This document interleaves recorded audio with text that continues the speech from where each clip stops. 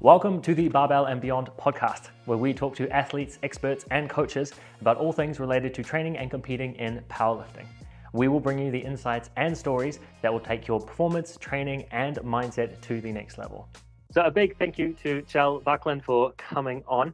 If you don't know who he is already, then shame on you. You should. As the 2025 Sheffield winner and holder of multiple world records and titles, he definitely has some things to say within powerlifting.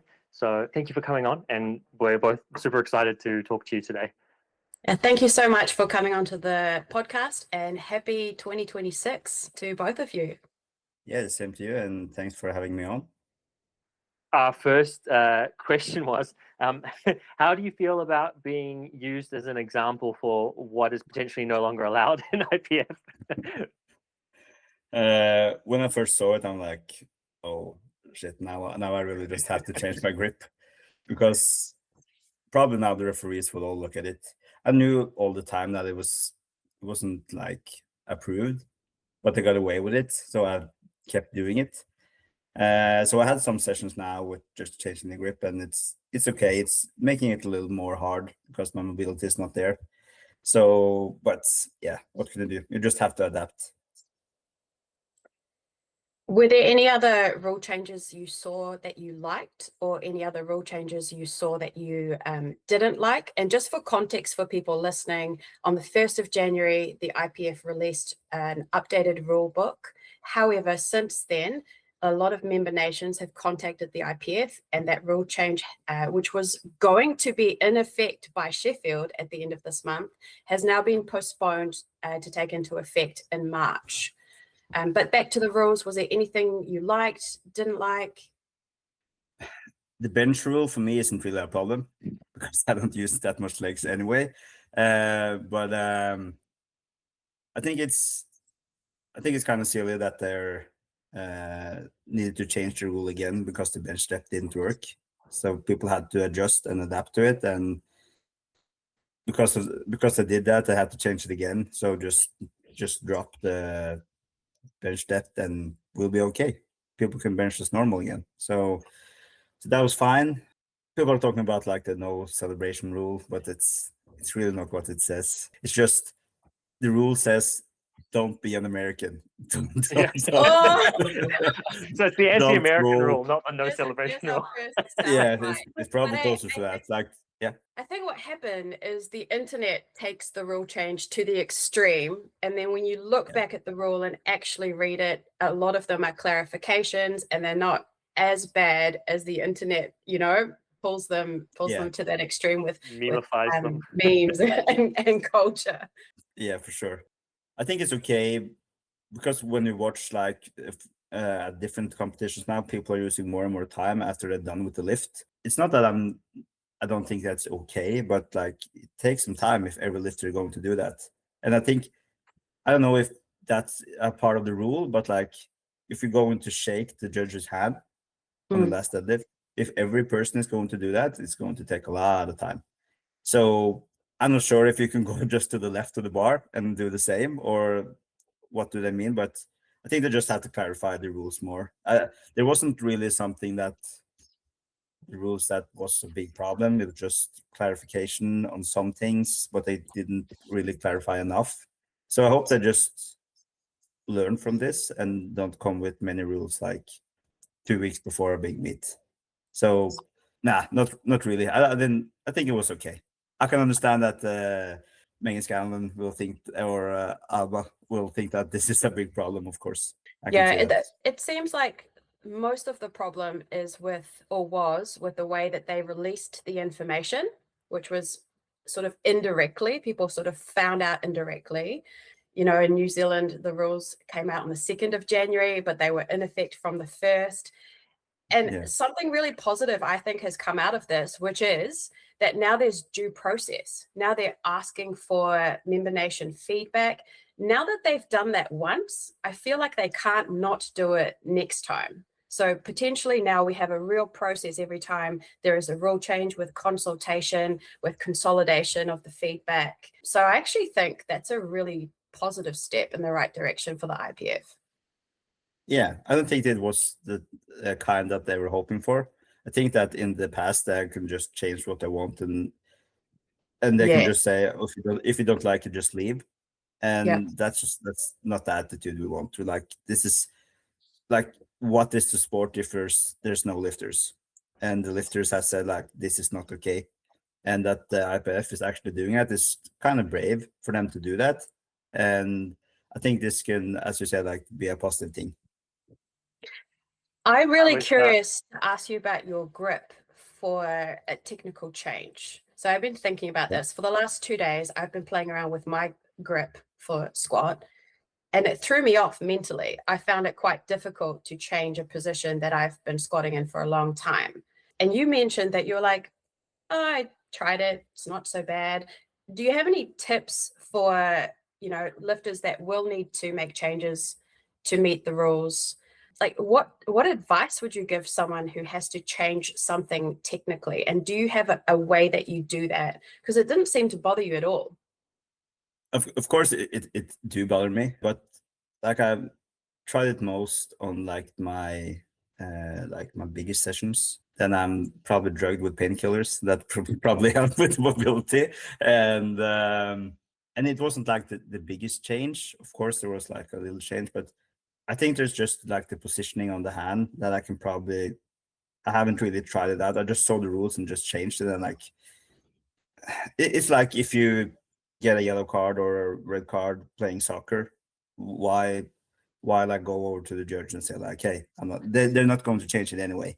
Like, if you're lifting at the powerlifting competitions and you can go to the jury, that's something completely different. But like, this is the rule. And when I'm on the example on the EPF side that don't do like me, everyone will see it. And yeah, I think it's super important for me that I have to change it.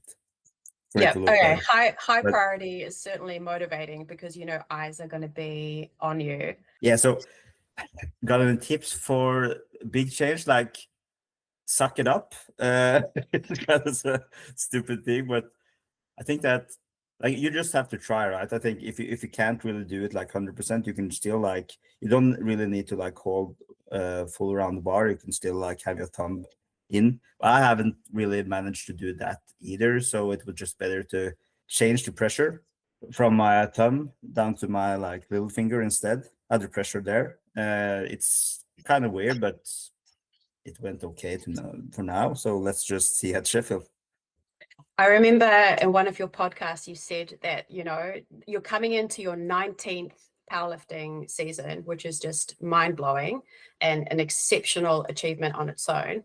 But I remember you saying, I've experienced everything in powerlifting, right? And now 2026 gives you something new. It's giving you a new challenge.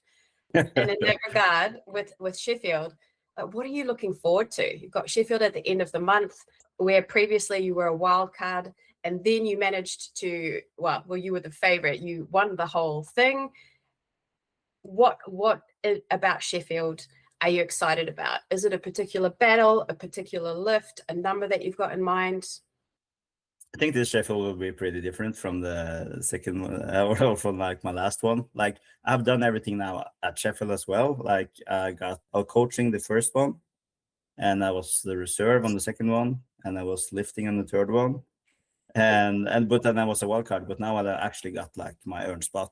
That was really important.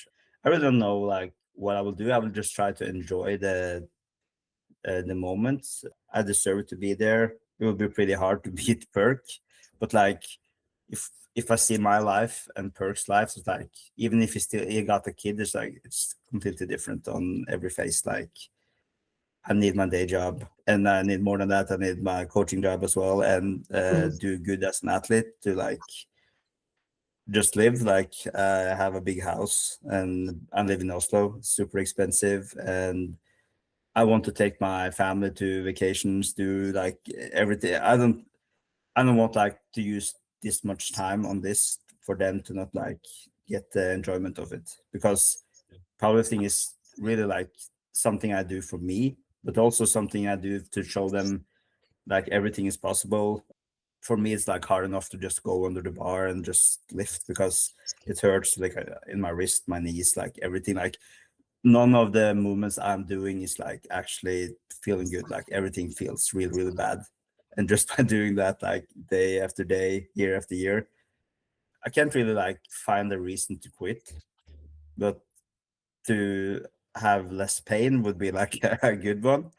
But I really just enjoy the people. I enjoy to see how much bigger the sport gets, all the talents getting in. I can just like watch just Perkin do like 900 in the 74s. That's like insane. So I'm like, I'm in the middle of it, but at the same time, I'm also on like on the side, just watching it grow. So I'm really appreciate like just by me being at this meet, lifting with the guys like this. It's I think it's really cool to be a part of the cool gang. I love that. And you've always been such a big fan of the sport. Like with every challenge that you describe and the pain that you're experiencing, it literally comes out of you that you just love powerlifting, which I Yeah. think is a beautiful thing and a great thing to have. If you're not in, well, I can't say you're necessarily enjoying all of the process because the joints and things hurt, but you love what you do. That's so evident. I've always wondered, you talk about having another job, and obviously we know that you're a powerlifting coach as well. What do you do as a day job in addition to your coaching? So I'm like working because my whole life I wanted to be a powerlifter, right? I went to sports science of school, but like super goal was to like just do powerlifting. But back then you couldn't really earn anything about it, but like I just really wanted to be good. So I went to school to have good facilities so I could train and like eat what I want and just like live like the athlete life. Then I became a personal trainer and worked with that for many years. And then I was really like sick of powerlifting, sick of just training people one to one, and that life, like that everything in my life was training. And then I got a job at a pharmaceutical warehouse, really just like a normal day job. And now I'm doing export for that firm. So it's like it's a lot of physical job, but I really like it. Like I can listen to powerlifting podcast all day. I can like I can just relax and be ready for what will come in my head. And if I don't want to think about powerlifting that day, I can just focus 100% on something else. I can listen to a book. I can like everything. So it feels really good to just have something else. But of course, when you have to work 8 to 4, a place like you can't do one day without, like you have to. It makes it pretty hard to like all my sessions is after my kids are asleep. Like I can train with them, but they're just like, "Ah, I want to bench in between, but like you can't bench on 150. Like okay, then we have to go back to the bar. I have to be standing behind her and bench and like, and if I'm going when I was going on the treadmill, she was going with me and like, yeah, things like that, right? They just want to be a part of it, and I it's completely really, understand. I think our kids yeah, are about the same age, and yeah. it's a different kind of training. It's not a serious session.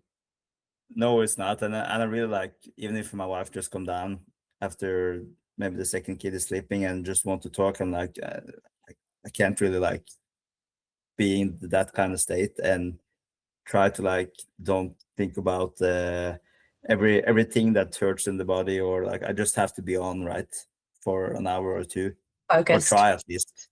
Yeah, Yeah.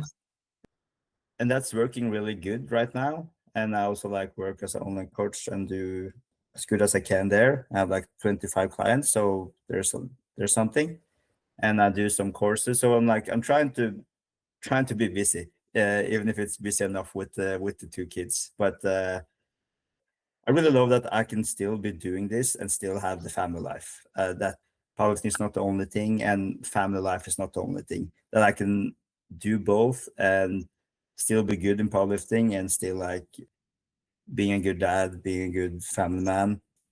Because I think the difference from now, from last Sheffield, was like I was so focused. I really didn't like use that much time on my on my second kid, because I was so focused on this, and that really like didn't ruin anything, but like it was really hard to like don't really get to know your own daughter, because you're like, I just needed to be super focused all the time. So like this time is like completely different, and I can be a part of their life 200% and still like try to train and be as strong as possible. I already won the meet. I have nothing to prove. So I'm just happy to be here actually. I love that so much. I don't think any elite athlete necessarily has a normal life balance, but what you describe sounds really balanced for you and your family, which is fantastic. I vividly remember you thanking your wife for her support and saying it wouldn't have been possible without her help, which just means you guys are a great team. So I'm absolutely, in New Zealand, we use the word stoked. It means happy. I'm happy for you that Yeah. you found this balance this year, because I know last year was a fantastic year of achievements, but it was also mentally very difficult in training. And I see that the time that you used to spend for your thousands and thousands of steps to make weight, you've now reinvested that into other things that are bringing you, maybe more joy. Yeah, 100%, 100%. And like all the earnings from the Sheffield was going to like remodeling the bathrooms, and like so it, yeah, and that was like really important for the family and was really cool and a good investment. So like you have like 35,000 pounds, and the only thing you really feel that you need is to like use it on a bathroom. That's like, then you have everything you need in life, right? That's yeah, that's Did kind of you, good. It's like it's not an expensive car, or use it on some trash. You just use it on an investment Every I, time you in go the to the family. bathroom, you'll be like, thank you, Sheffield. Yeah, I was yeah, gonna yeah, say, yeah. I envisage you putting in like a spa bath with like jets and everything. So like this is the Sheffield A shelf bathroom, full of trophy. ultimate But I recovery really little wanted, sauna or something. yeah, but I wanted really like the trophy inside Yeah, the wall or yeah, something. But like 100%. Mark's like, no, we're not doing that. I was like, okay. That's so good. I think it's really impressive how, like you said, I can't just live the pure young guy athlete lifestyle of everything's training and can just train for as long as I want and do whatever I need to do with my food and stuff. And I think there's something a lot of people talk about once they have kids, but the fact that you are still actually just winning everything, even though you're having to make these compromises. How does that work? Like, how do you think you've managed to say, okay, I'm not going to sacrifice family life at the altar of putting everything into sport, but then you're still actually getting the outcome that a lot of people would want from putting everything into the sport? So, how do you think you have successfully juggled that? Is that something that just sort of clicked for you, or have you developed things over the years as like life responsibility is built up and you've had to make those changes? What are some of the things that have, basically allowed you to pull it off? I think that my changes in priorities has been like, I won a lot of competitions, but I haven't like done anything, or like, anything is wrong, but like everything right, because there was many years like, if I just started with raw lifting like back in 2013, 2014, I would probably win some goals in the 83 back then, because I was lifting like more than the people who won back then. And the 74, like I got back to the raw lifting in 2023. Yeah, like trying to focus 100% on that. But that was just like 6 weeks after Europeans equipped. And I got to fourth place, like behind Carli, Taylor, and everything. But like 4 months after, I did 800. So like if I had that focus before, I could probably like beat all of them and like really like and beat Taylor again. That would be like different story.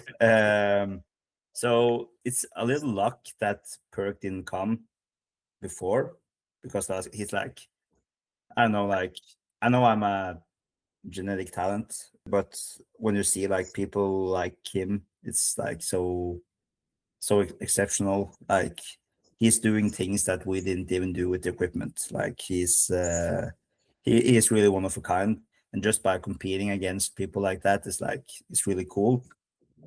But like, I think that he also will see that when his kid is getting older, maybe he has to prioritize a little different. He's really like lucky that his wife is like, her main job is also to make him be as good as possible. like my wife like have an important job that she really need to focus on, and she's focusing on career.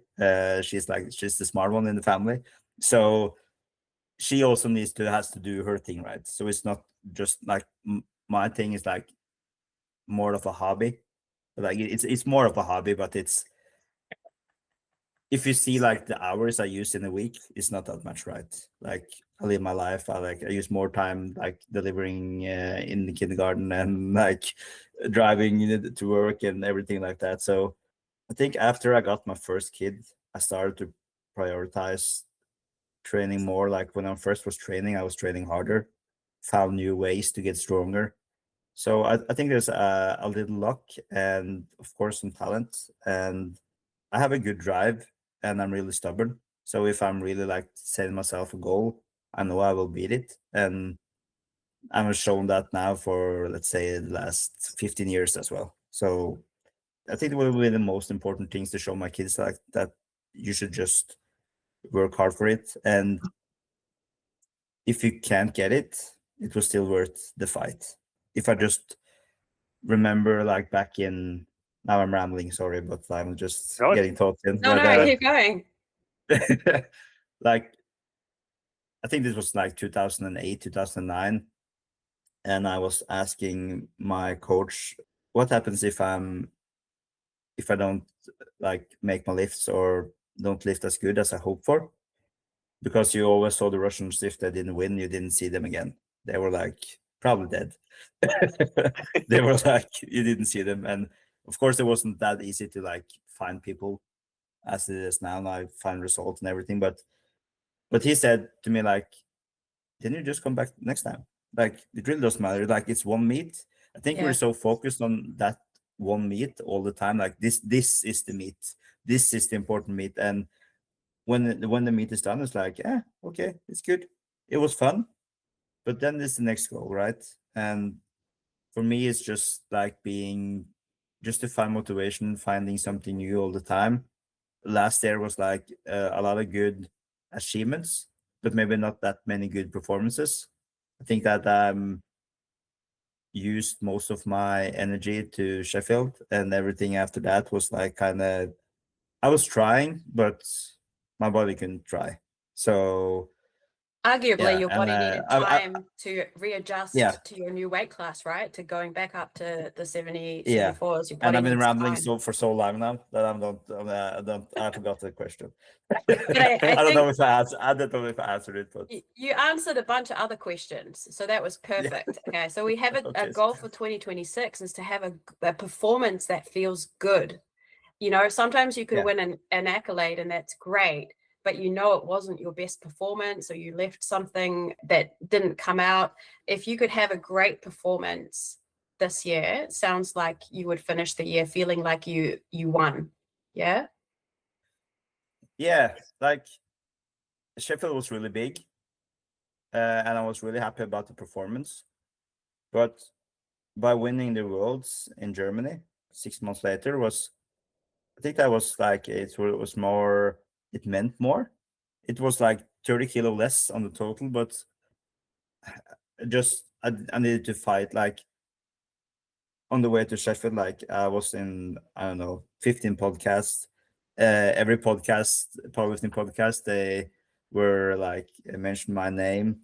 Like when I was walking my trips outside, like 12 at night, I was listening to it. Like, yeah, I'm gonna show them. I'm gonna show them. I was like everywhere. Like I got so much attention, and it was really cool. And everyone thought I would, like, just by meeting up, I would win. And but then going to Worlds, of course, there was a little attention there as well, but it was like this was not the same, and my body didn't feel the same because I was in a deficit for too long. I was so tired. I was so destroyed. And when I think this was 2 or 3 weeks before Worlds, we had a nutrition course with the national team. And then he was talking about like this, what happens if you're in a deficit for too long. Like, and it's like point, and I'm like, yeah, I have that. Yeah, that's as well, like everything. And after that, I really felt like I really want to like try 66 a little longer. But then 1 week after, I'm like, maybe to Sheffield next year.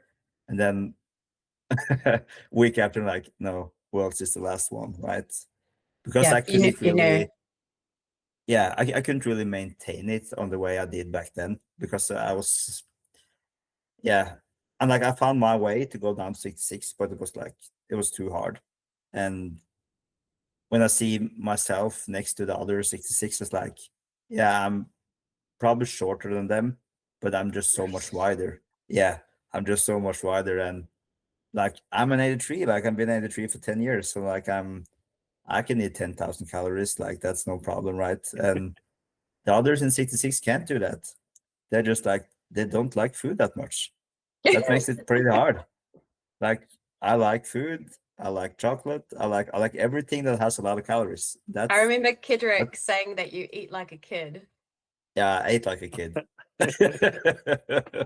But I another don't do part anymore. of family life is it's sometimes nice to eat with Yeah. your kid. If your kid's having an ice cream and they're like, Daddy, do you want some ice cream? You kind of want to say yes sometimes, right? Yeah, but I said no so many times. Like there's cookies, there's the buns, there's everything all the time, What's right? your Like favorite? What's your favorite cookie or favorite ice cream or treat? um I think we had on like if chocolate what's it called? Fondant? No, is Fondue. that Fondant? fondue? Yeah, fondant. Yeah. Oh, Yeah, where my wife was making like just ice cream and just took chocolate, was melting that with cream as a sauce on New Year's It's Eve. so That good. was like, yeah, that was good. But like I can't eat too much of that, then I'm 93 in a second. But like something wow. like that, right? Yeah. I remember in a previous podcast talking about younger lifters coming through, and you made a comment that lifters want everything right now. They want all the success. They want to be as strong as possible, as soon as possible, was what you said. And you kind of countered that with saying, you know, your first meet or the first years in your career, it's okay to be in your heavier weight class. It's okay to grow into the sport of powerlifting and build muscle and take time. What other advice would you add for young lifters watching you and wanting to win Sheffield in their first year, where you know it took several more years of building to be able to do that? What advice would you give them? I think that they should hold on their mentality, because Mm. I had the same mentality. Like my first meet, I wanted to take like the qualification to the national team. I was Did probably you get it? 150 kilos over. No, I was like, I did 540. I think I needed 660 for that. So it's But like, in your first meet, you benched more than you squatted. yeah, but I was benching with a shirt and I didn't Ah, have a squat suit. But still, like, yeah. But I always been a bencher. I never been a squatter to this day. Like, I'm pretty good bencher. I'm probably a better deadlifter, and my squat is like it's coming. But because I'm looking at Perk and Elliot Sykes, it's like, okay, it's not up there. But like I'm trying my best. But like advice for them to, like, for all the time that I've been on the national team, I'm always trying to like make the other lifters to be not like me, but like have the same mentality. Like I really like to just talk numbers, right? Like if you do that, then you could do that total. And I'm like, no, I can't do that. Like you can at least like wish it or talk about it. Like don't make any numbers to be like scary. And that's something I've been doing my whole career. And like always, like you have your goal, your dream goal. And like even if you hit 40 kilos over that, you're still happy because it's a 20 kilo PR, right? So I think that people just have to dream more, but you also have to be realistic, right? Like when I was at my first junior worlds in Brazil in 2009, like I watched some of the who was the greatest back then. Like one of them is still lifting, but like they did 850 in the 83 kilos with equipment, right? And I did like 742, I think. And but I still was thinking like, yeah, but yeah, I'm still new. Like I will just improve and I will beat those one day, right? And when I was lifting in 2012, my first year as an open, I did 900. I did 930 or something. Next year I won, right? I beat every one of them. And like the only thing I was looking at was like, did I improve? Because you can win worlds one year by doing 700. You can win the worlds another year by doing 850. Like it really changes all the time. You can't really do anything about who is coming. But the thing you can work with is like, do you get stronger? And that has always been like my force. You can focus on your competition, but like you can't really focusing on too much. No, it can control you. Like it's really not never up to the competition. It's up to you what you can do.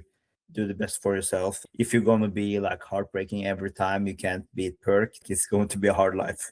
But you can improve your total, and you never know. One day you can beat him. You can beat everyone.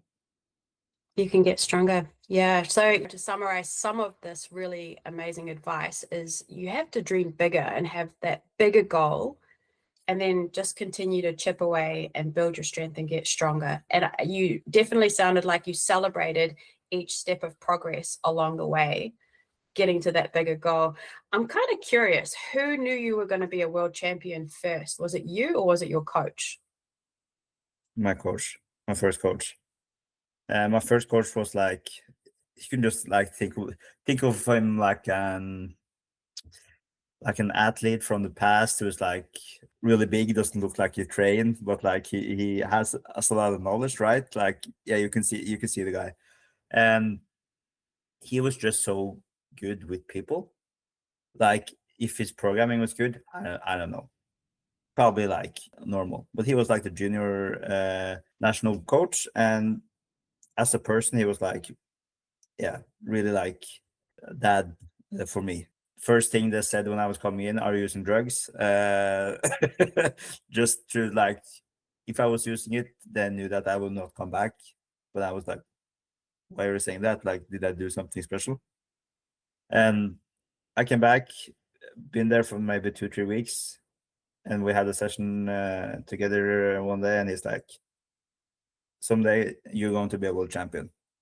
And from going from like cross country skiing, gymnastics, soccer, and everything like that, and always be like, you're not even good. You're not even like average. You're like under average.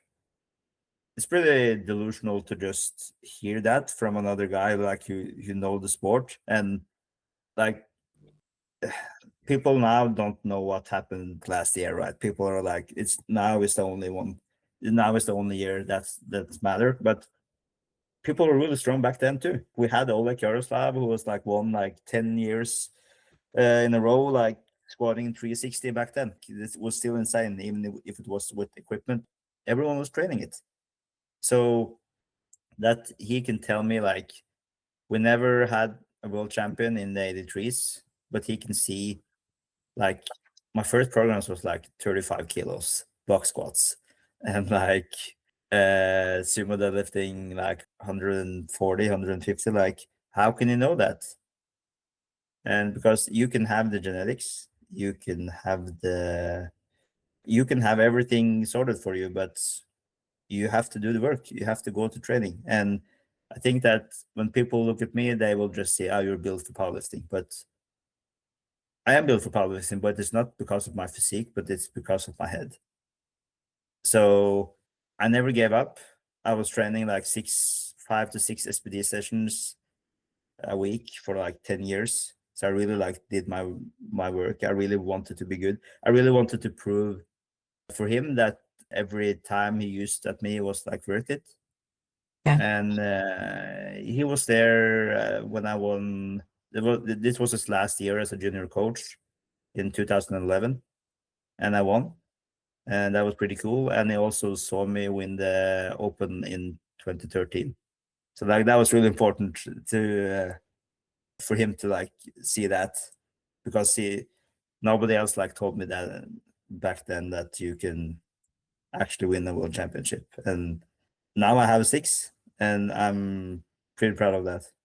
It's incredible. It's incredible. He, in a way, early on gave you permission to think and dream bigger and had faith in Yeah. you so you could have that faith in yourself. But also, I imagine him watching you now must be so incredible to see that the work that he put into you as an athlete. He must be so proud. And I think it speaks volumes of a good athlete coach relationship. Previously, I heard you talk about, and I think this was maybe in the lead up to Sheffield or before that, how important it was to sometimes be able to have in-person contact with a coach and be able to just check in with them on the little things and then be able to really see how you're doing in that sort of stuff. So how do you view the coach-athlete relationship, and what do you value most within that? And is that what you try and replicate with your own coaching clients, or is that something quite particular to the situation you were in at the time? 100%. I really trying to replicate that as much as possible because I know how extremely important it is. Like, I could probably be trained by every coach in the world if I wanted to, but the big names and fancy programming and a lot of attention, like, it really doesn't matter. Like, it's probably cool when you're at the meet and you like have a coach that is like as big as yourself, but having a coach that it's like my coach Marius, he's more like of an equipped coach. Is like doing powerlifting for 30 years or some 40 years maybe, and he really used so much time or so much of his time to be there for me. And like when I was moving into this house, he was like, "You want me to help you move?" Like, who asked for that? Like, he wants to be. He really want, like, when we're at the meets, it feels like he wants it more than I do.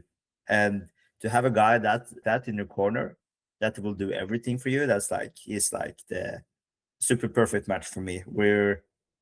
I started working with him in 2022, and after that we won world games together. We have won worlds 2 times, and we won Sheffield together.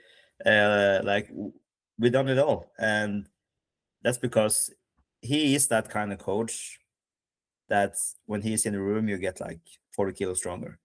I really want to prove to him, like, every session that I'm tougher than you think, I'm stronger than you think, and he thinks that I'm like super strong. He really admire what I'm doing, and I really admire what he does to me as a person, as a coach, as everything. So for me, it's like probably one of the like most important things for my powerlifting career right now. Haven't it been for Marius, I would probably like leave after World Games, probably, because I really didn't find anything more to like go for. And then I like got Kedrick in my corner, who also like is the same person, but like he's living on the other side of the world, but he's still like the same person for me. Like, I think for me, like trying to find, like, I have my wife who's really like super supportive, know everything about the sport, know everything about what I'm doing. She's like super supportive. And then you have Marius, who is the same. I have Kedrick, who is the same. And we also have like David, my like mental coach, who is always like to know so much about me and do so much to help me. And like, yeah, it's super good. And now, like, at Sheffield, I will also have like my assistant coach, who is someone called Jacob, who is like someone who was on the Danish national team, that we were like some national camps together many years ago and been best friends for, yeah, many years. And just to have that kind of team around you, Yeah. that's like the super cool thing. Like, that I can do what I want, I can say what I want, they will be there anyway, and they know all my weaknesses.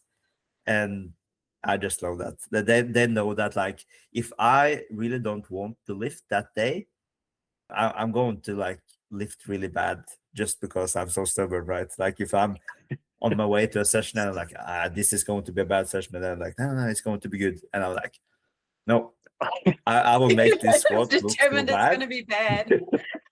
Yeah, and yeah, and he knows it so well that, like, I just to have those kind of people around is like making this whole thing like in fairy tale, really.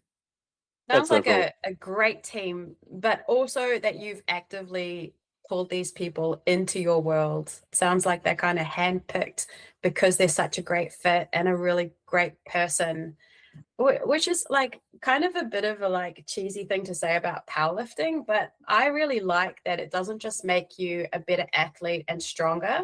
I think that powerlifting is a tool for personal development to make you a better person as well. 100%. Yeah. And it's really done for me because like when I started, I was like 18 years old. Like this year I'm turning 38, and like my whole adult life, I've been doing this. I've been lifting weights. I've been lifting at competitions. I have almost like 90 competitions now or something, like, and probably like 70 of them are like big championships. So, and yeah, I just love this. I just love this. I just think it's like really cool. And there's no, like, I can lift until I'm 60, then I can't lift at the opens anymore. But then the new world opens up, right? And then we have the masters, and like, why not? Why not? I love this. You're already thinking Yeah, masters yeah. only when you have to. Only at 60 would you go to masters, and I would thinking probably about lift at masters before, but I would also lift at the opens. But I really want like a masters gold as well, because then I like have the junior. I didn't start as a sub junior, so I didn't get that. But so I get like the sub, the open, and the masters will be like every kind of age cool. grade, That every shows. Yeah. weight class. Yeah, The that's circle of that life, shows. like raised in powerlifting, retire into powerlifting. Yeah, like I really don't think that I will ever like be retired from the sport.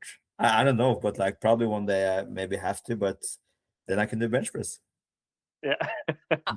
100%. The backup plan is always bench press. I have the same backup plan because I have a knee that I've had 6 surgeries on, right? So I'm always like, if I can't do 3 lift, I'll go to bench press. Now, I haven't heard you talk about your hip recently, but I know that in the past there were some hip issues. Has that gotten better, or has it stayed the same, or It's become a lot better. It really isn't an issue. It hasn't been like for like the mind is kind of weird at that point. Like you can have so much problems in your body for so long, and when it's gone, you're like, yeah, but it's my right. No, is it my left? I'm not sure anymore. Like, but when you have it, it's like almost being sick. You feel really bad, and then like, I've never felt this bad. This is going to be so like, I don't know if I will survive like man flu, right? And then you're healthy again, and you don't think about it.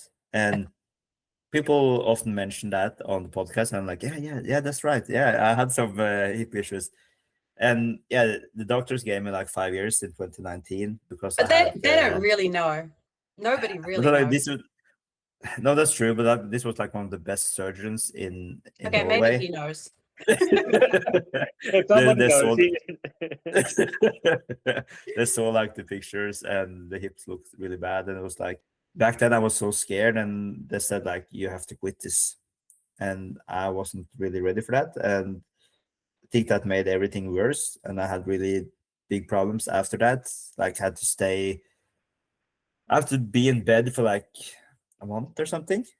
Like I couldn't really like be standing on my legs because I really had all the time. It was like really hurting. But some days I can feel it a little, but it really doesn't. It isn't an issue. I know that I will probably have to change my hips in the future, but like the hips, you can have like the titanium hips for like 20 years. Yeah. So I will probably wait some years, so I don't have to do it again. So, but I'm right now. I'm like, I have pain, but I'm injury free. That's a Yeah. good thing. Yeah.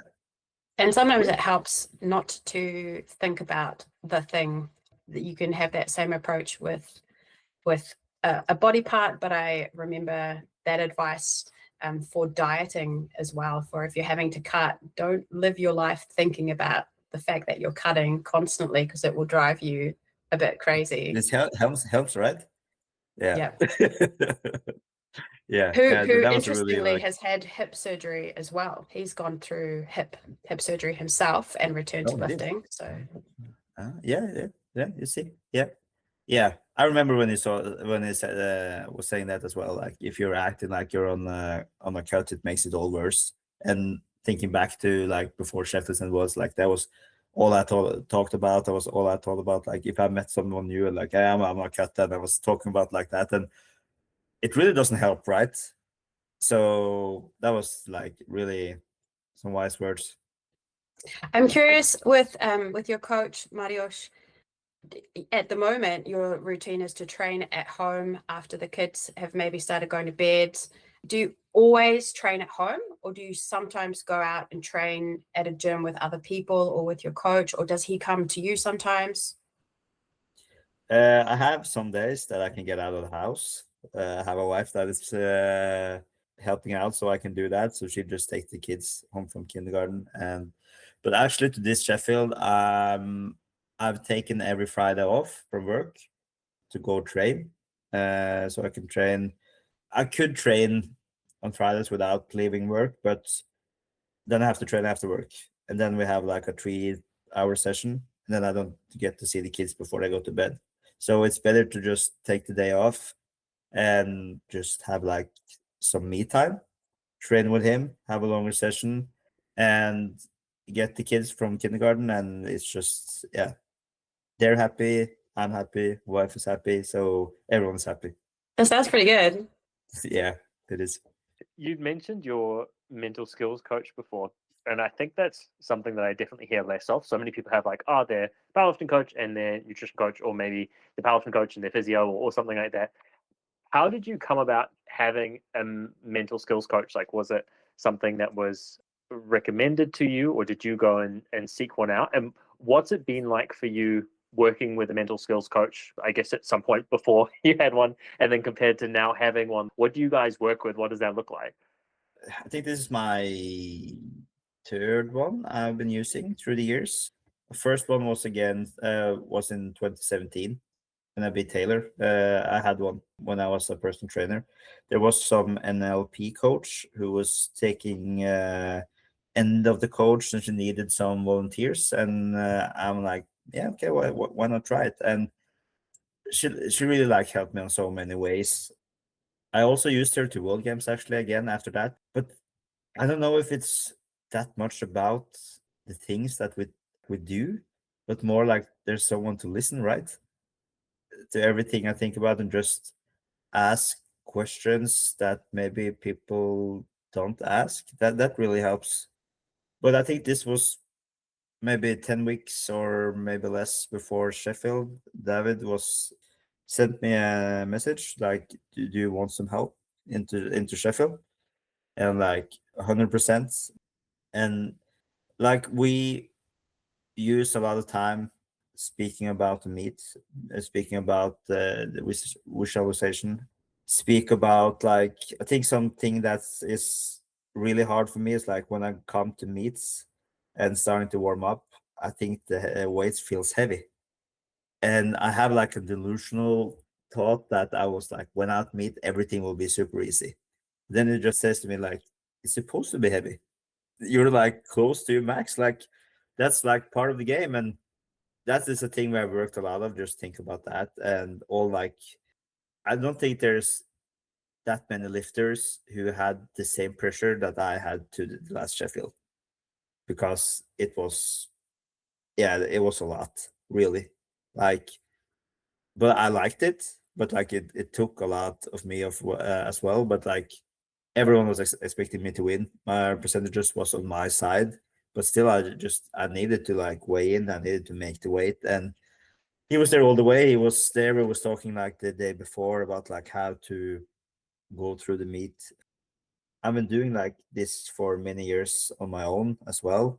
Like when I took psychology, sports psychology at school many years ago, like everything that we learned there was like, these are things like I'm using my whole Applied to life, like without powerlifting, everything. yeah, yeah, like without knowing it, like okay. And I was always like in the mirror the day before the meet. I'm standing there doing all the lifts. Like I'm really like doing all 9 lifts. How will they feel? How will I celebrate them? How will I do everything right?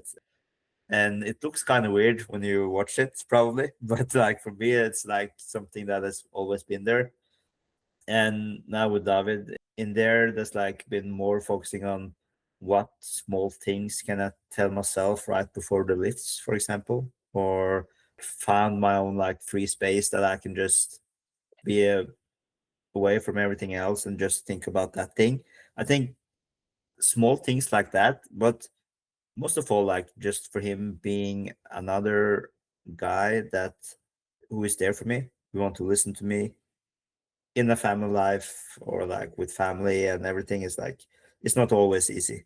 There's a lot of things that kids, even if I'm a good powerlifter, my life is not like without any drama or things happen. Yeah, it can be thing at work, it can be family related, it can be kids, like everything. So to have a guy who's there for me that I can really talk to him to with things like that as well is, yeah, it's wonderful. Like the people I have around me now, I will never give up. If you don't mind me asking, because I've heard people talk about this before, I think maybe Meg posted something that she said, it took 10 years to learn that she needs to like talk to herself before or when she gets under the bar or just before.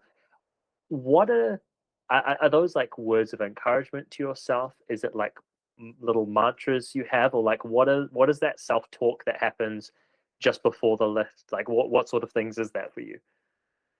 It's been changing by the years. Like I remember from my equipped days, I was so tired when it came to the last squat. I was like, I'm gonna want to miss this, and it's okay because I'm so tired. Like it didn't hurt so much, like the knee wraps and the suits and everything. And like, okay, I go down, and then they just take the bar. And when I'm like in the bottom on my way up, and I feel, oh, I can do it anyway. And like that's kind of crazy to just think that, right? You're thinking you're not going to make it. What is that kind of attitude?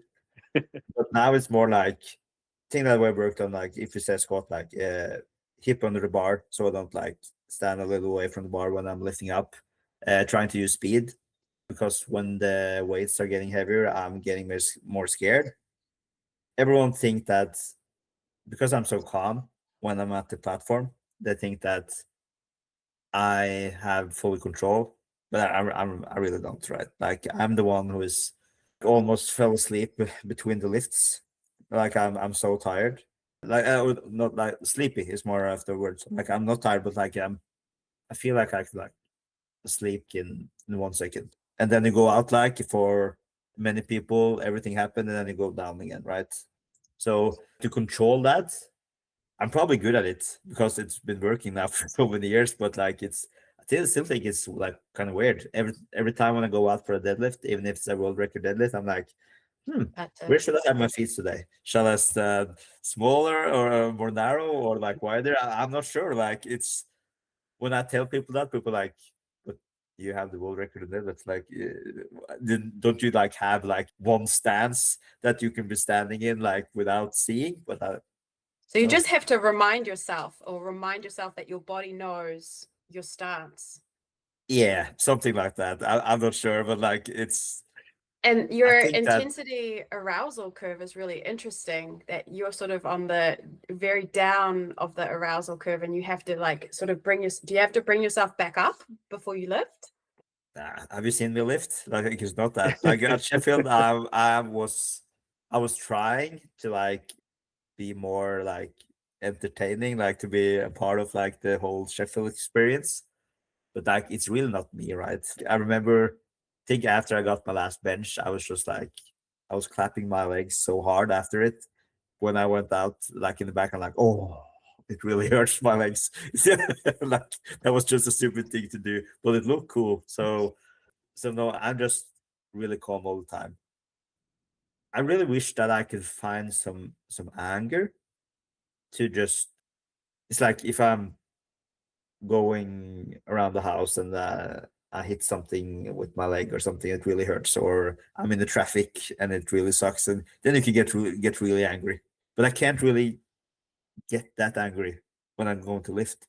It's probably something like I'm just nervous, and it's just I don't want to use energy Yeah. on the wrong thing, and there's no reason for me to just jump around and dance when it's not me, right? Yeah. 100%. You have to be who you are and do what you need. Yeah. That's really interesting. I sympathize a lot with that. I think when I've competed, I think Carly said this as well. She said I'm quite an easy person to meet day coach for because I'm just quite chill. And even sometimes when I've watched my training videos, I'll hit a PR and then afterwards I just kind of have like a little like kiss or something to myself. But there's no like other people are hurling belts and whatever. And I have some clients who are so expressive and they'll be like screaming and they'll hurl something, or if it goes badly, they'll be floods of tears straight after the lift. And sometimes I'm just a little shell shocked, like try to keep up with the emotions throughout the comp. I can, I'm the same. I was like that after Sheffield or after Worlds or any big meets. I'm like, because I'm really like, when people see me lifting, they think I'm like, I'm just stone cold because I don't show that much emotions. But inside me, like just watching a movie or just watching someone gets like golden button on like Britain Got Talent or anything like that, I can cry like from any movie or anything. Like I'm a guy who gets super like, I can watch Grey's Anatomy and cry because like, but when it comes to me, like at Sheffield, I really thought that I've been working so hard to get to the top, so much steps, so much. I've been doing so much for me to be there, and if I win this, it's not about like showing others the emotions, because I really don't care so much about that. It's not like I don't have to like prove that I'm like super like a super cold man, just like a macho Russian like who never cries. But I thought that after my last edit, I was really happy. Get to the podium, stone face. Like I was happy, but like you could just I think it's been really hard to just be standing on the podium. I think it was really hard to just standing up there and have everyone look at me. I think it's just easier to lift than just be standing there on the podium. But I'm trying to like it more and more. But like by seeing my wife after the meet, like down in the VIPs after, I didn't start crying, but like the tears was coming. So yeah, I've never been on the top of the podium and really like felt that I wanted to cry. It would probably be a cool moment, but I'm not sure. Like I don't want to force it either. So maybe it takes a while to process what's happened and all the emotions, and maybe that comes a little bit later. I don't know. Because I'm thinking about it all the time, right? Like I think that when it comes to deadlift, like on squat and bench, I always like do my lift and I sit down and I just sit there and like, yeah, I can watch the lifting, I can talk to people, but I'm like, I don't do that much out of myself, right? But when it comes to deadlift, I'm starting to just walk around slowly, like all the time. Yeah, just go. And because when it comes to deadlift, I know like more what will happen, right? I know if I can like deadlift 20 kilo more and win, or like this is a really bad day. Like when it comes to deadlifts, and then I can be more emotional. Actually, I can be standing and going around like I can maybe win this and feel like tears are coming.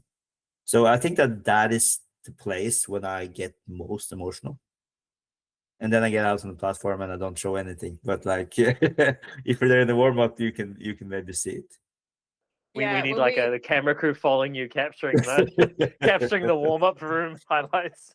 When we Yeah, watch like this year, we'll know what's actually going on in the warm up room and in your mind. For sure, because I'm like I have nothing to hide. I just think it's I think it's a little difficult. Like even if me and my wife is watching a movie, it's harder to cry than I'm sitting there by myself. I think I needed. Oh, it's a movie with the dog. It's a really known movie. Marley and Me. Yeah, Marley and Me. Yeah, yeah, because we have a dog, right? And I was thinking about that dog. This was probably like in mid-film or something, and you knew like something was going to happen. And I was crying so hard, like I couldn't stop. And that was kind of embarrassing actually, but it's just who I am, right? It's a part of me, and yeah, it's cool. So it's not long until Sheffield. Yeah. You've got your final training preparation. It sounds like you're in a really great place. You mentioned, I think Jacob was going to be there as part of your team. Yeah, he will be an assistant coach. Yeah. Who else is going to Sheffield with you? Who are you expecting to have there? Who are you excited to see? What's that event going to feel like when you arrive and when it gets started? There was a lot of big questions, but we can start with the first one. So my wife is coming over. My coach Marius is coming. Kedrick will be there because he's coaching 100 people there, and my parents are coming. Wow, cool. Yeah, that's cool. They haven't like seen. They've always been like, yeah, why? When are you going to start with the lifting? Like they've seen some nationals and like some small competition. They've seen some worlds as well, but like not as this. This is what like when I walk in the streets of Norway, like nobody knows who I am. But when it comes to worlds, people are crazy, and Sheffield even more crazy. And it would be cool for them to see that everything that I'm doing when I'm at home at their place is like it's for a purpose. It's for this. If I'm eating clean or if I'm training all the time, it's for these moments. So yeah, I'm really stoked to have like many of my people around. That is cool. And I really just wish to see like the best thing would be with Sheffield would be to lift, but also to just copy myself so I can sit in the arena and just watch You want the to lifting. watch? You want to watch Sheffield? I want to watch because watching it in 2024 front row was like amazing. It was so cool to see, and I really like. I watch like all the lifters because I'm super fan of the sport. I'm super fan of the athletes. Even if like I'm also I know that like one of the best as well.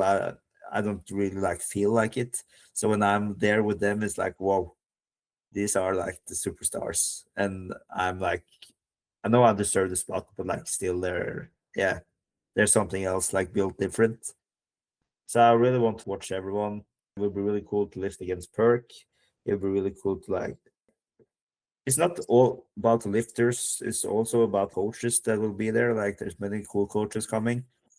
And just have some days just off without the kids and just relax.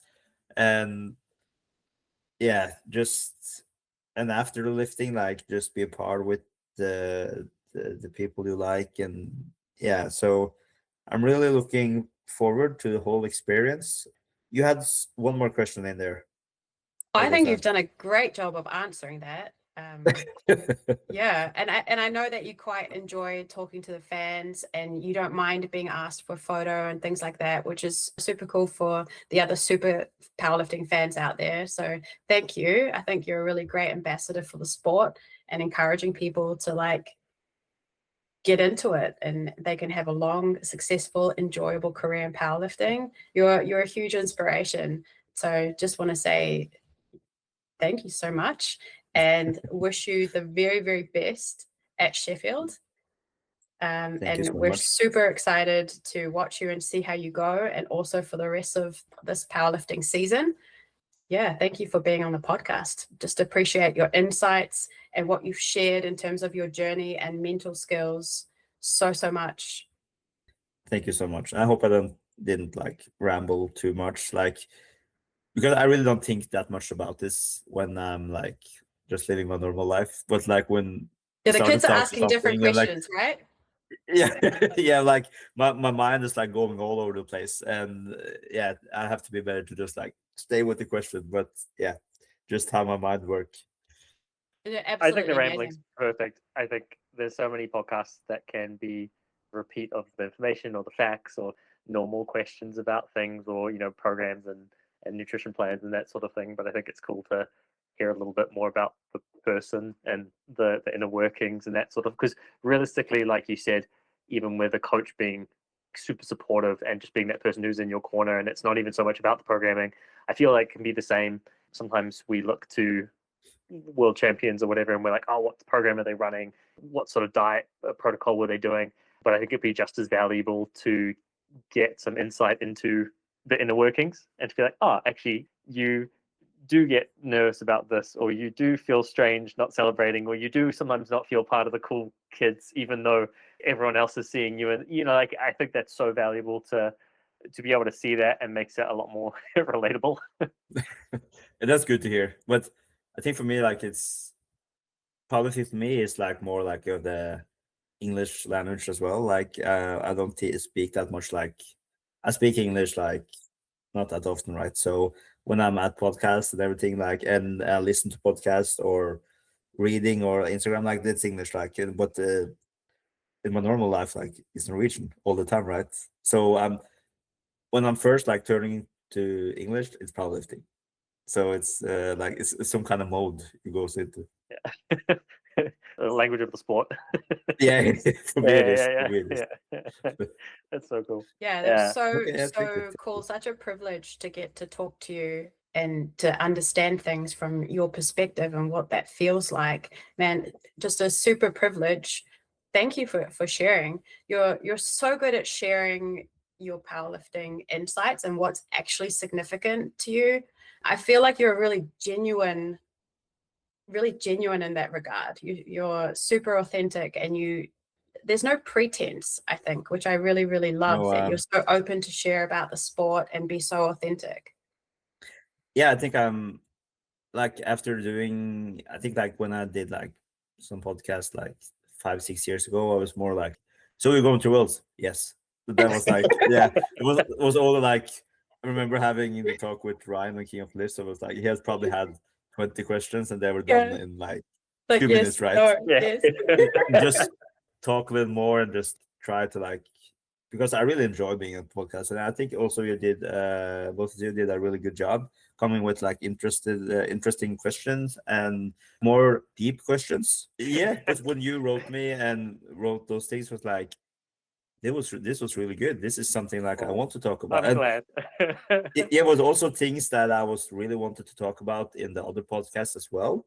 But like everyone wanted to hear Sheffield, right? So it was kind of hard to like.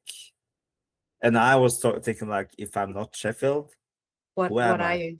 Yeah. Yeah, Yeah. and you can see Yeah. like the difference from now, right? Now last time I was hotshot first place and everything. Like this is my first podcast in the wild, right? Because people are not even talking about me going, right? People are like, hey, is Kjell going? Yeah, okay. Like Kirk doesn't even know. I'm like, okay, that's like, yeah, that's That's how it is. wild. That's wild to me. We'll try and get this I've out heard quickly this. and build the hype. Yes. I've heard this on other podcasts, right? That people, they often say that you're new to the sport, and actually you've been around for a significant amount of time. You've had this incredibly long and fruitful career. I'm much more interested in that, and where you started and what you've learned each step of this amazing journey. Like, it's cool that you've won lots of amazing competitions, the pinnacle events of powerlifting. That's great. That's really cool. Well done. Yeah. But also how you stayed in the sport for such a long period of time and still genuinely love it.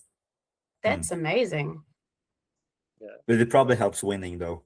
Winning helps. Okay. It is more fun. There's the secret. So I think that helps. Yeah, that's a secret. Is there anything that we didn't talk about? Is there anything that you would really like people to know about you and who you are that we might not have asked?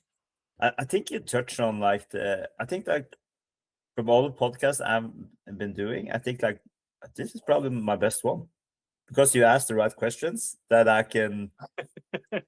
Yeah, I think that this is the best one because you asked really good questions and I had a lot to say about every question, and there were like things that actually mean anything, like what frequency do you train? Like it really doesn't matter. Like I don't want to listen to what frequency you train. I want to like hear about how's family life, how is actually having a kid, and having a kid.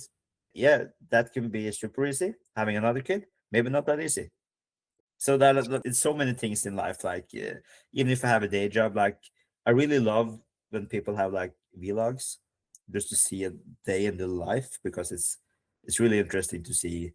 When I watch that powerlifting vlogs, I'm like, I really don't want to see the training. I want to see everything else. That's the interesting part. Like that is the cool thing. That's like how you see how the human is. Oh, I love that so much. Are your kids similar? Are they different from each other? Like, They're so different, but I really love that they're so different. It's like super cool. This is one of the coolest thing in the world, like to be a father for two. If I have a bad session or a bad meet, I come home, they just want the chocolate. They don't care. My kid is just still saying that if they see a picture of Arnold Schwarzenegger, they say it's me. That's cool, and I'm the strongest in the world. So I think it's a wonderful thing. There's so many great things there. Parenting teaches you so much about yourself, your own emotions, your own emotional regulation. Literally, you have to be the grown up in the situation with a child.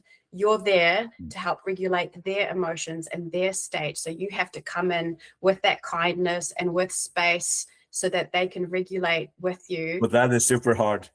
It's hard. Yes, it's super hard. But then it sort of, it takes your mental skills as an athlete to the next level as a parent, because it is hard.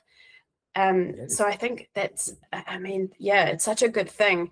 I almost feel like being a parent makes you a better athlete in a lot of ways. It unlocks the mum and dad superpowers of emotional regulation, mental skills, time management, focused work because you have less time.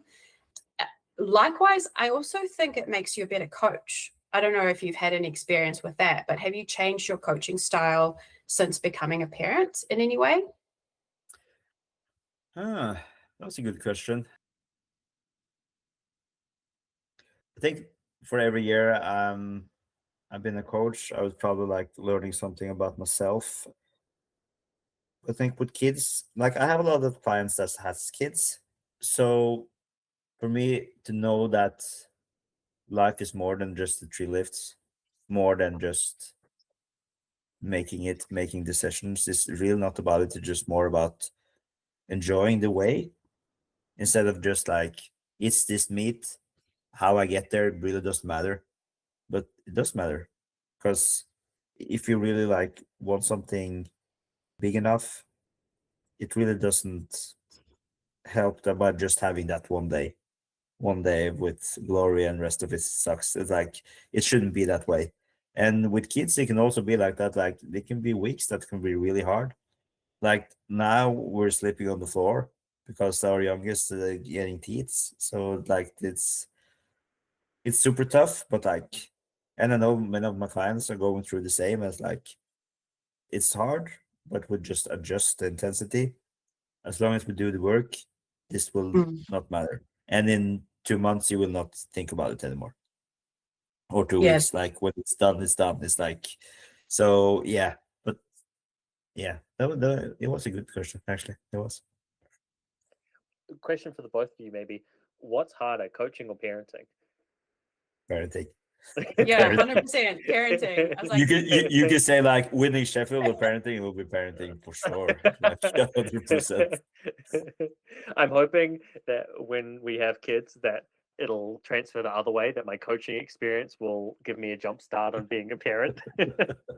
I think so, a little bit, and vice versa. I definitely think parenting will make your coaching better. And you haven't specifically said so in this podcast, but I'm really getting the theme that you're not particularly tied into that your training has to be perfect or that the programming has to be perfect. It sounds like your general approach is just show up, do the work. Like good enough is good enough. And if you keep showing up, any obstacle that you faced, you're kind of going to get through. Just keep turning up and giving the best that you have. Yeah. Like from when I was like 20 to now, it's like a complete different story. When I have a heavy session now, it can maybe take like 5 days until I'm like good again. But am I going to have like 5 days of rest? No, I can't do that either. Yeah. So then you have like to change the ego or like take that to the side and just, it could be a session I can train with 120 kilo deadlift. And when I have a heavy session, like my nerve system gets really fucked. So I can't bench, I can't squat, I can't deadlift with like no kilos at all, actually. Like it's maybe like 100 kilo bench. If I'm on 150 kilo deadlift, that would probably be pretty heavy. But just by doing it and just showing the body like, okay, you can do it. But the mental part about that is like it took some time for me because I'm like, oh, I can see Perk do 3 days in a row with 300 kilos, but like, yeah, but I'm not Perk. I'm another. I'm in another life, another body, and I think I'm just trying to adjust that because if I was training every time everything was perfect, I would never train. I would never have any session at all. So I think I've always been like that. That even if I train at a gym that sucks, bad equipment, it really doesn't matter. Just do the work. If you're doing a squat at the warm up to a big meet and someone is standing right in front of you, you just still have to do the job. And I'm on like that on everything in my life, powerlifting wise. Traffic, wife snagging, that's something completely different. Then it's harder. But on the powerlifting, I think my wife is getting so annoyed by me by like I'm so good at the powerlifting part, on stress, on everything. But when it comes to like my normal life, not that good. She's like, But can you yeah, apply those skills to these things, please? Maybe a little bit yeah, of skill transfer, because she knows just what you're trying to say capable that. of in powerlifting. Yeah, yeah. So it's that's the hard part, and I'm trying each day to be better, but it's hard. With obviously powerlifting having been and is such a big part of your life, and you've talked through how you had issues with your hip, and then you've had periods where maybe training wasn't so good or competitions weren't so good for a little bit. How do you manage your own mental state of powerlifting is a big part of your identity? Sometimes it's not going well. How do you stop that from negatively affecting you, or do you manage to stop that from negatively affecting you? Because I know with myself or with clients, sometimes when they care so much about this and then it's not going well, they can just get so frustrated and it can really like affect them until it starts going better again. So have you learned how to deal with that? Do you deal with that? Yeah, I can really say that like with the smile on my face after this year, I was probably like for the maybe like 2 3 weeks before and after Sheffield, one of the most known lifters in the IPF at that time. But after that, it got quiet, right? I did good at Worlds, but like it wasn't. There was other lifters who were more popular.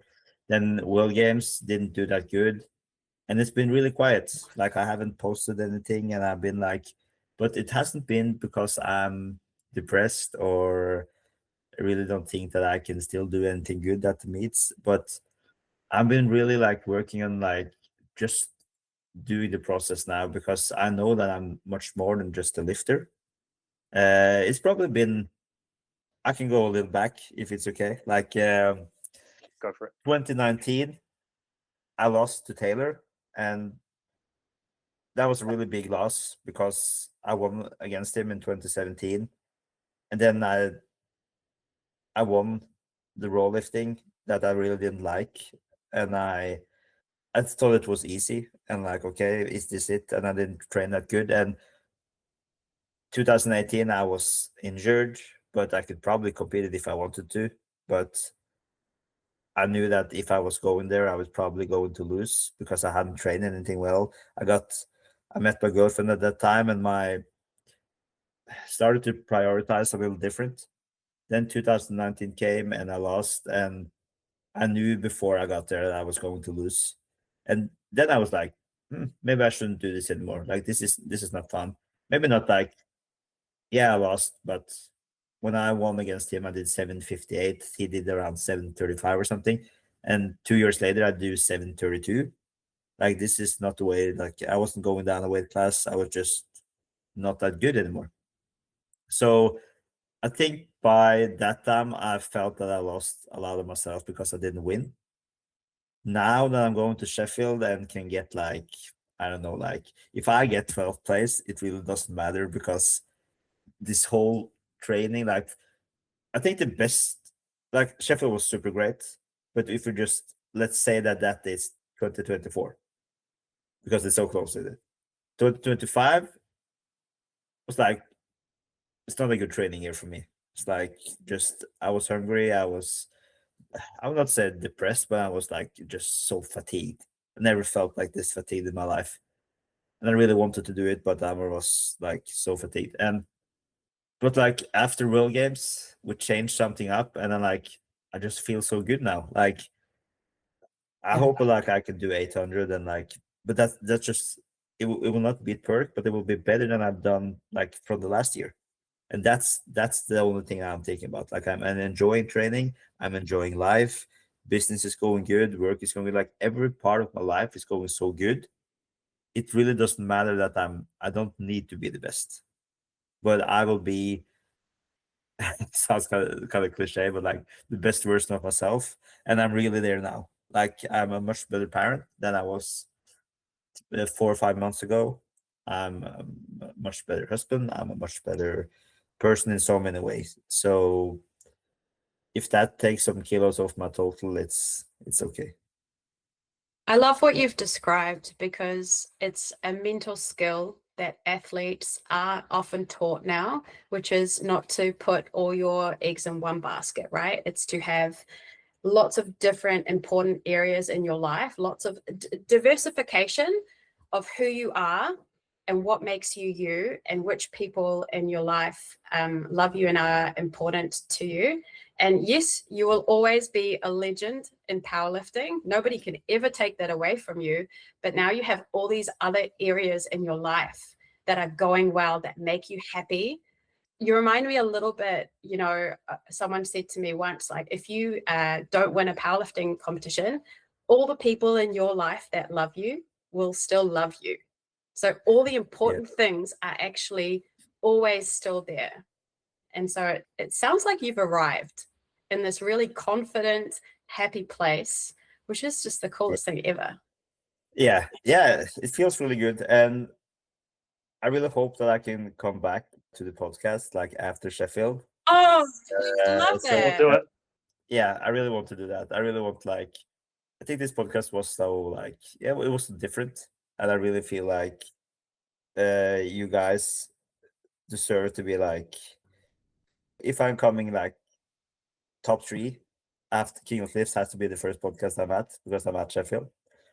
But other than that, I think like you guys should be like one of the first after if that's Deal. We would love that. And we love King of the Lifts. I'll hold you to it. Big- I'll be do watching that. Sheffield, and I'll message you, and I'll be like, "Hey, when are we doing the podcast?" yeah, because like there's more of the human side of it. So that's like the more important things that's I like to talk about. I probably the biggest like hardcore powerlifting fans doesn't want to talk about it, but like what do they know? They're 17, they don't know what life is. But yeah, I think it's important for people to know that it's so much more in life and you can do both. 100%. Wow.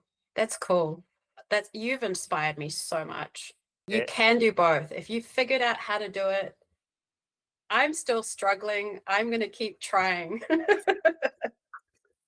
Something that stood out for me listening to your podcast last year is that what you've achieved, like, it's hard, but what you specifically have achieved under your life circumstances is like next level hard. I never felt like any podcast did it justice on just how difficult it is to train like an elite powerlifter, get every session in, be that disciplined, and cut, like while cutting, like literally not eating for a great part of the year, while you work full-time job, have a wife, and have 2 kids, a new kid that was born. Like that unique set of circumstances, I had no doubt that your mindset and mental skills are that of it's unheard of. Like it's like your mental skills and your mindset have to be so determined, so stubborn, so tough.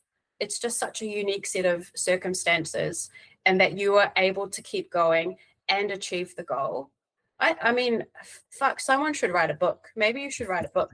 Like, but the mindset and the mental skills and the determination that took, I don't think people fully appreciate or understand, especially your younger powerlifters who just get to train like elite full-time athletes.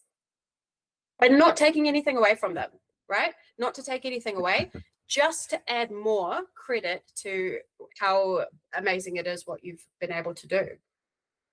Yeah, thanks a lot. I just think that you can hear many of the other powerlifters like they're lived on the street, or like you have friends getting shot, or like really like the gangster life. That's I came from crazy. like that's crazy. It is like, and that's not my life, but like being a man from Norway, being like 150 centimeters high, it's like that's super crazy in itself, right? And just by being different, like people will always watch me and say, just like, whoa, he's short.